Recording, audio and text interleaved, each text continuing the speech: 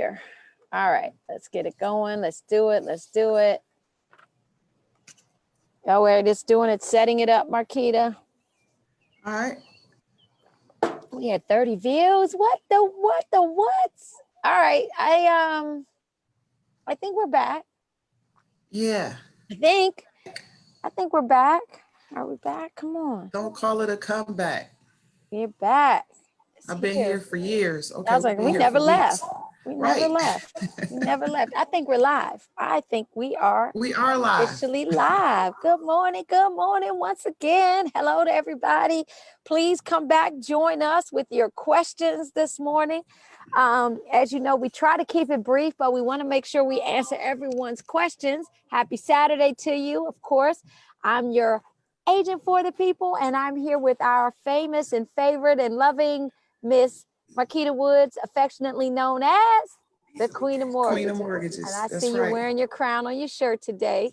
Yeah. Good morning. Good morning. And yes, I am sitting outside enjoying this breeze, and I do have my fleece on, my TF fleece for those of you who are in that ecosystem. However, I stay cold, but I am enjoying this outdoors. So. Yeah, I wanted to go out there, like I said earlier, but the neighbor was like cutting his grass and stuff, and he didn't cut my grass. So I guess I'll just stay on this side. It's all. Oh yeah, if he's cutting grass, yeah. Well, you can go. Yeah. Yeah, absolutely. In fact, I'm going to take advantage of the downstairs patio. I've got a lot of things I'd like to do today, and I think I'm going to do it from my backyard. So Yeah. anyway, so this morning I wanted us to chat a little bit about home buying process and kind of continue the conversation, of course, with things starting to open up. Did you take advantage of any of these soft openings yesterday, this phase one? Well, we see you got the hair done. Looking good, looking sharp. Go ahead. She is back. Hey, all right, there she go. I'm not gonna say too much, but I know everybody's got their own thought process, but no grays. Hey, look, I never saw gray grays, anyway. Couple curls. Hey, you didn't see it because it was hidden over those braids or a hat or whatever. We were up close and personal, but I promise you, my whole right side was salt and pepper over here. I mean, oh my God.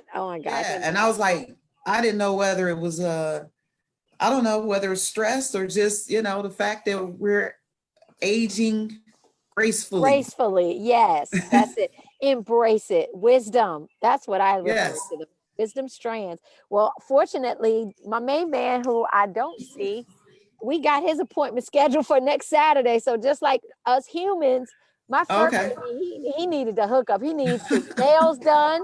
So does his mom. Oh my God. His human mom needs her nails done, but he's got the whole hookup set up for next Saturday. So that's where we'll find that's where Ringo will be getting his. Okay. Well, I'm kind of afraid. I'm afraid of what's going to happen at the nail shop. I don't even want to talk about hammer time. Yeah. We better get on. We better stay on task. Get going. Yeah. So let's talk a little bit about home buying process. And I think we touched on this a little bit last week, but one of the first things that we were saying about home buying, and of course with everything opening up and folks are they're ready, there are buyers. Yeah. They're ready to start things are moving, and I have been getting calls, and one of the first steps in my consultation process is, of course, educating them about the whole home buying process. But the first step is financing, which is where you come in.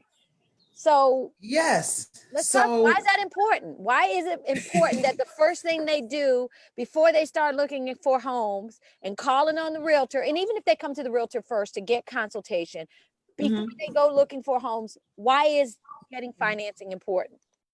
I know that's an elementary question. I mean, honestly, unless you're paying cash, you're going to need to secure some type of financing. So cash, you're going to need to secure the bag before you go start shopping, trying to out how much of a house you can actually borrow. Don't worry about the people in the back. My son's over here. I was gonna say, y'all stay out. He doesn't even have his shirt on, or else I put him on. But that's too much sexy for the broadcast this morning. We're not gonna do that. So yeah, unless you need to secure the bag. How much of a home can you actually qualify for? meet the criteria for someone to lend you hundreds of thousands of dollars. And another part that I talk about this with people, and I've started to talk about it a lot more, is like, we want to get you in the house. We want you to be able to maintain the house. Right. And there is always a situation when you make someone house rich and cash poor. What I mean by that is, though, there's a thing called, I talked about on one of my other lives, is called, approvability versus affordability. Yes, I can approve you up to 500,000, but for real, when you look at your real budget and your numbers, you should be only buying a home maybe at 400,000. So be cognizant of, what's going on with those things. You don't want to have a house and be, working only to pay that and, eating ramen noodles. I mean, it might be an effective weight loss at the beginning, but that's going to get old, real soon. So the first really getting approved for financing is the credit. Yeah. Credit. So it's like making sure that you are in the right place with your credit. Absolutely. So what kind of programs are out there for, let's just say, I mean, we have like we have probably three categories of buyers. You've got your first time home buyer, we have your middle or move up buyer, and then we've got that luxury buyer. I will actually go into, I mean, I left out the investor, but let's just talk about home ownership. Usually investors, that's a whole different category and another topic we can bring up on another call. But let's talk about the types of programs that are out there. Let's start with the first-time home buyer. So for first-time home buyers, part of the marketing sometimes is just that, right? Marketing.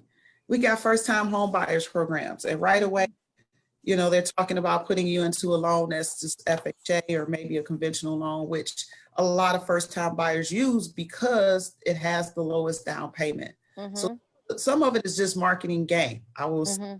But there are programs available. I'm going to speak specifically today to Virginia through the state bond program, where they will allow you to have a grant. So like I said, FHA, if you're not a veteran with no money down, usually people bounce to either a FHA or a conventional loan with 3 to 3.5% down. Well, we live in a highest cost area, and the state has a bond program where they actually give a grant. And this program has evolved so beautifully over the years to actually, to come to the need of buyers. So I've these loans for years, and there was a time people didn't even want to deal with the state. So they were a first-time buyer program. They allowed you to finance the down payment. So if you didn't have 3 to 3.5% sitting around, but you really thought you should be a homeowner and deserve to be a homeowner, then you could finance the down payment. But it was very paperwork driven. It was a nightmare. And I listened to the people over the years and actually expanded and made the offering easier to get now. So if you're with a qualified lender, you don't have much more drama. You got a few extra pieces of paper, and you have to complete home buyer's education in person or online, which is very important. I mean, you don't know how to buy a house until you actually buy a house. So all the education that you can get to help you be confident in that goal is a great thing, because it's not like you're borrowing $100. So they have a grant now where you can put down, well, they'll give you 2 to 2.5% of the sales price, depending on which loan type you're bouncing in between, to purchase. I mean, that's amazing. If a house was $300,000, the down payment on 3.5% is $10,500. Right? If you got $10,500, they're awesome. But if not, you can use this grant, and now that'll effectively make your down payment $3,000. So $3,000 is much more manageable than $10,500. So you have to be a first-time buyer, meaning you haven't owned a home in the last 3 years. And this is for the state of Virginia. So it does have some income limitations on it, though. Far as what are those?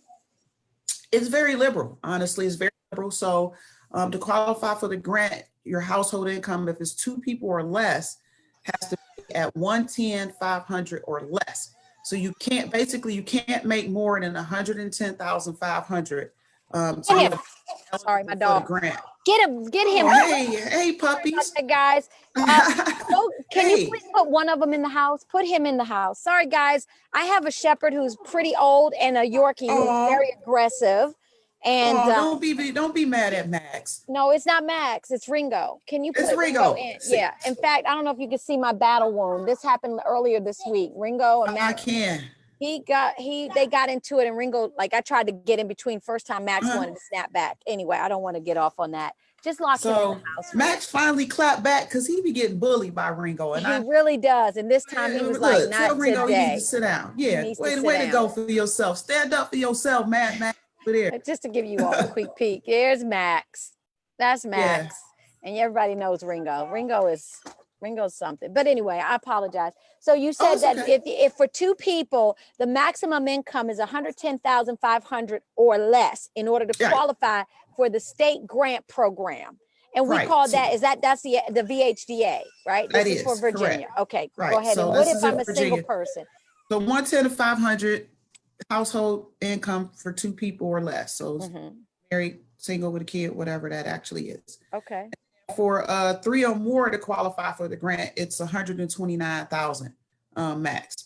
So we have, some other programs that can actually help, but I just specifically want to address the grant. And then the maximum sales price that you can buy is 525,000. So I do feel like this is for the Washington metro area, which basically starts from Arlington all the way down to Spotsylvania. So and it doesn't matter which category you're in, the maximum sales price is $525. So whether I'm a single person with a child or just whatever, married, or if it's my three members and I, first time home buyer, haven't used this program ever before, we can qualify 129,000 maximum income and that sales price of $525.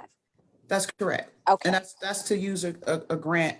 And then they have another version of the program where you could finance the down payment. And it's just what it is. You're financing the down payment at the same rate over a 30-year period, which is a much lower impact monthly versus maybe, again, putting out that type of cash.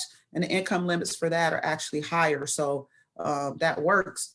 Actually, a family of three or more, the income limit is 161,000. So it's a pretty liberal program to people get started.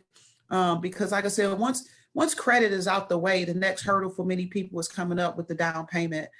And this program is doing that and addressing it very well. Like I said, I believe they probably modified it about 4 years ago, maybe 4 years ago. In the very first year, they didn't allocate enough money. They actually ran out of grant money so quickly because but that let them see that there is a true need, that people want to be homeowners, and they have the credit and they've been paying rent, but they wanted to, go to the other side and just needed a little nudge with that down payment. Is that program still available? I mean, now that we're doing this whole COVID time period and with things being the way that they are, I mean, I know that some of these different programs have kind of gone away, or at least kind of gone into hibernation for now. What about this program? Is VHDA still available? VHDA is still available. Still have money lending. I will say Fairway's not participating at the moment, but VHDA itself is an available and open program out there right now. They still have money. They're still lending.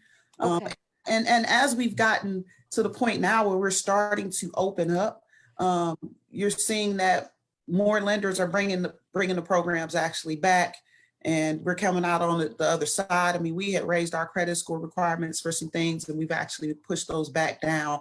We're back down to 620? Back down to 620, to have an understanding, because we have an understanding of kind of what we're dealing with. I mean, I think the biggest problem with that whole virus things, it was the unknown.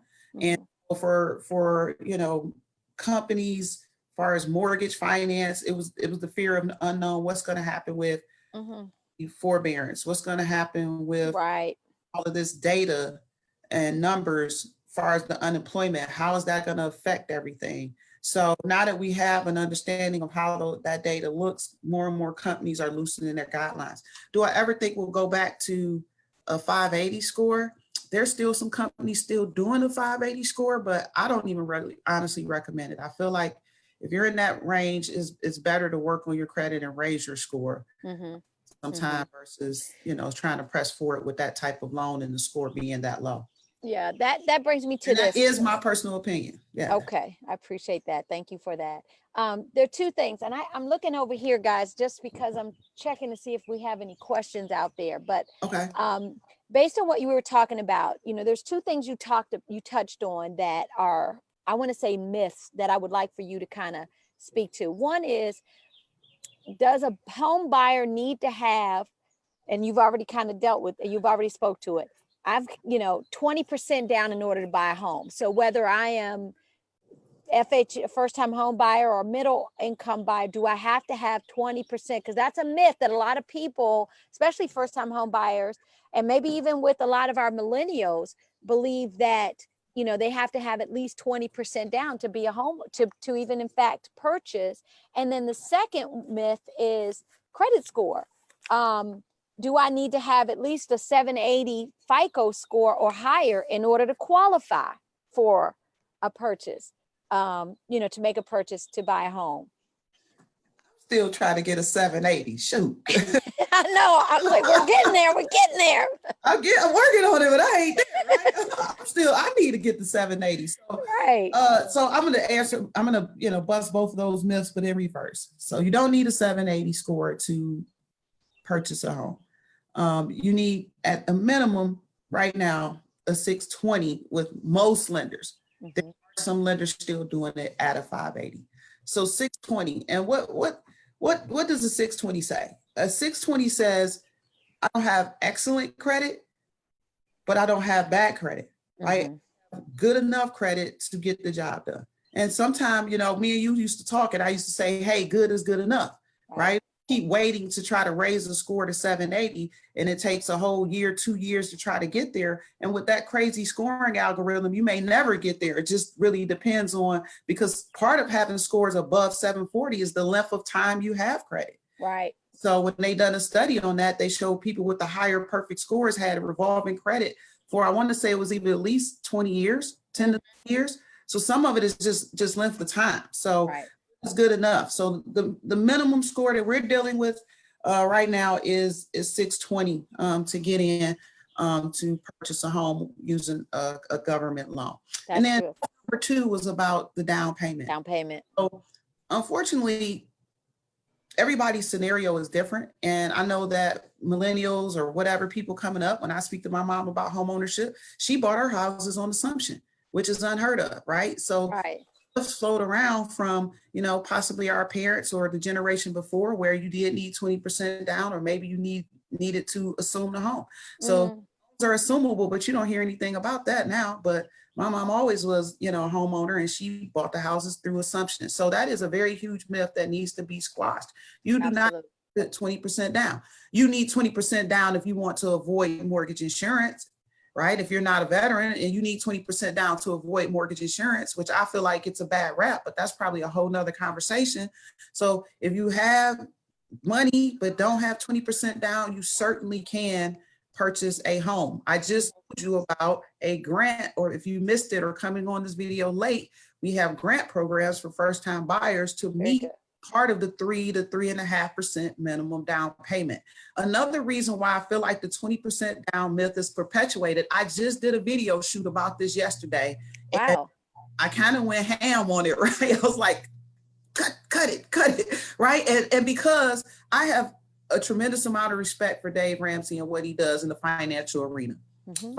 Finances are one thing that we're not taught in school. If you don't come from a family that has those conversations, then you certainly could get yourself in a world of trouble dealing with money or not knowing how to deal with money. Mm-hmm. And we're seeing that rear its ugly head right now during this pandemic. So I respect Dave Ramsey and his teaching, his school. I think it's called Financial Peace. But he is totally wrong in telling people that they need 20% down and they need to be debt-free before they purchase a home.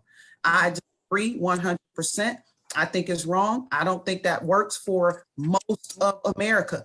Okay, so there is a faction that are able to do that and can do that, but most of America does not fit into that mode. So you're meaning to tell me that somebody should continue to pay $2,000 a month in rent When that's enough to actually have a mortgage, they can get money for a down payment, or they don't have 20%, but they have the 3.5 or 3% required that they should continue to rent until they're debt free. Well, guess what? Some people in America never going to be debt free because of student loans. Okay, that's just their loan. So you want them to wait till they pay them off? Okay, so they're going to be buying a house from heaven, huh?